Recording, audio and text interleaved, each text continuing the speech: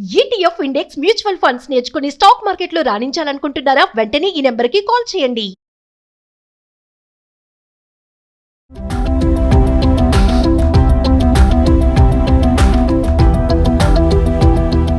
నమస్తే, welcome back to Suman TV. Present మనతో పాటు ఉన్నారు అనలిస్ట్ మందర్ కృష్ణారెడ్డి గారు. నమస్తే sir.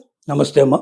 Sir, RBI reserve bank of India తీసుకున్నటువంటి ఒక నిర్ణయం సామాన్యులకు ఎంతో మంచిదని చెప్పుకోవచ్చు. అంటే కార్ లోన్ కానీ, హోమ్ లోన్ కానీ, పర్సనల్ లోన్ కట్టే వాళ్ళకి ఈ ఈఎంఐ అనేది ఏదైతే ఉంటుందో, మరి తీసుకున్న నిర్ణయం మేరకు ఈఎంఐ తగ్గుతుంది అని అనుకోవచ్చు అంటారా? పండగల టైంలో మళ్ళీ ప్లస్ ట్యాక్స్ కానీ ఇప్పుడు విపరీతంగా పెరిగిపోతున్నాయి. ఏవైతే వస్తువులు ఉన్నాయో ధరలు పెరిగే టైంలో ఆర్బీఐ తీసుకున్న నిర్ణయం ఎంతవరకు కరెక్ట్ అంటారు? దీనివల్ల బెనిఫిట్స్ ఏంటంటారు? రిజర్వ్ బ్యాంక్ ఆఫ్ ఇండియా బ్యాంకులకి పెట్టే నిబంధనలో రెపో రేటుని తగ్గించింది. రెపో రేట్ ఎప్పుడైతే తగ్గుతుందో అప్పుడు బ్యాంకులు ఎక్కువ డబ్బుని నిల్వ చేసుకోవడానికి వాళ్ళకి అవకాశం ఉంటుంది. ఎక్కువ డబ్బులు బ్యాంకుకి అంటే లోన్స్కి ఇచ్చేందుకు వాళ్ళకి పాసిబిలిటీస్ ఉంటాయి. దానివల్ల వాళ్ళకి ఏంటంటే ఎక్కువ డబ్బు అందుబాటులో ఉన్నప్పుడు వడ్డీ తగ్గించుకుంటారు.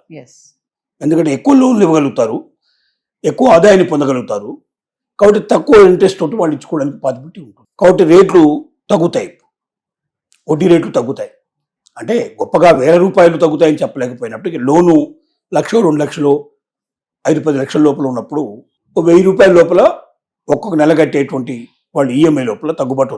కాబట్టి 5 సంవత్సరాలు వరుసగా చూసుకున్నట్టయితే ఖచ్చితంగా చాలా భారీ అమౌంట్ వచ్చినట్టే లెక్క. పెద్ద పెద్ద లోన్ల వాళ్ళకి ఇంకా ఎక్కువ అవకాశాలు ఉంటాయి. దీనివల్ల ఏమిటి లాభం అంటే, ఒకటి, ఇప్పుడు గృహ సముదాయానికి ఎవరైతే హౌసింగ్ లోన్ తీసుకున్నారో వాళ్ళకి వెసులుబాటు వస్తుంది. ప్లాట్ల మీద వాటి మీద లోన్లు తీసుకున్న వాళ్ళు ఉంటారు.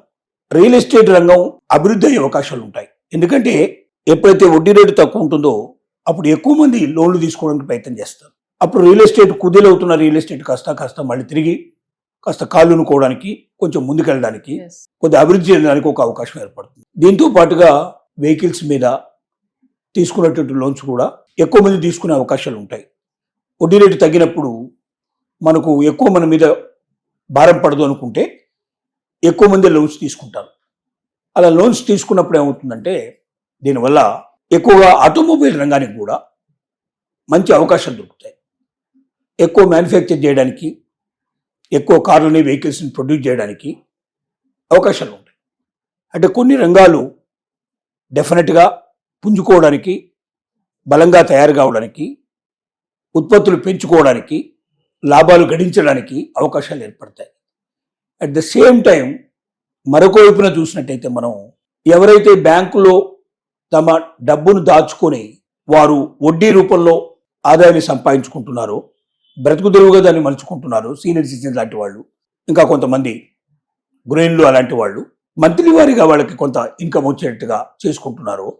అలాంటి వాళ్ళకి ఆటోమేటిక్గా వాళ్ళ డిపాజిట్ల మీద ఇంట్రెస్ట్ తగ్గిపోతుంది. మరి ఇక లోన్లు తగ్గినప్పుడు డిపాజిట్ల మీద కూడా తగ్గిపోతుంది. అలాంటి వాళ్ళకి కొంత దెబ్బ అయ్యే అవకాశం ఉంది. అంటే వాళ్ళు జీవన ప్రమాణం, ఇంత డబ్బు మనం దాచుకున్నాం, ఇంత డబ్బు వస్తుంది, ఈ డబ్బుతోటి మనం ఇంత మన జీవిత అవసరాలు తీరిపోతాయని ఒక కర్మ పద్ధతిలో వెళ్తున్నట్టు వాళ్ళకి డెఫినెట్గా కొంత డబ్బు తక్కువ వస్తుంది. ఆ డబ్బు ప్రకారం మళ్ళీ ఇంకా కొంత డబ్బు ఎక్కువ డిపాజిట్ చేసుకోవాల్సిన పరిస్థితి ఏర్పడుతుంది. కొంచెం స్థితిగతులు మారే అవకాశాలు ఉంటాయి. అందుకే కొంతమందికి లాభం కలిగినప్పుడు కొంతమందికి నష్టం కూడా జరిగేటువంటి అవకాశాలు ఉంటాయి.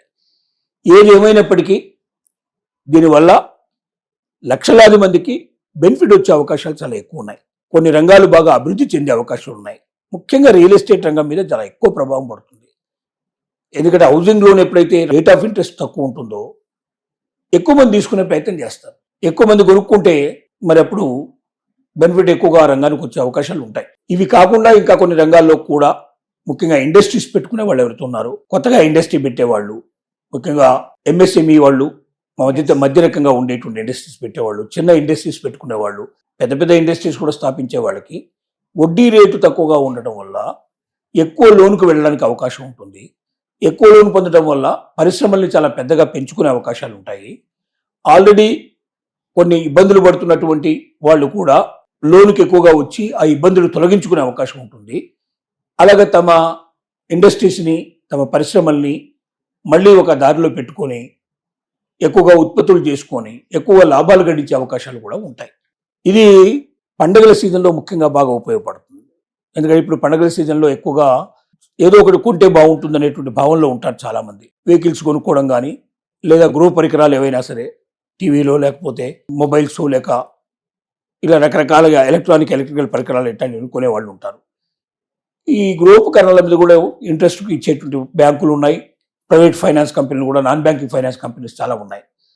వాళ్ళందరూ ఇప్పుడు వడ్డీ రేటు తగ్గించడం వల్ల ఎక్కువ మంది లోన్లు తీసుకొని ఎక్కువగా ఆనందాన్ని సంతోషాన్ని పొందడానికి కూడా అవకాశం ఉంటుంది. సో వడ్డీ రేటు తగ్గడం వల్ల చాలా మంది మీద, కోట్ల మంది మీద ఖచ్చితంగా ఈ యొక్క ప్రభావం పడే అవకాశం ఉంది.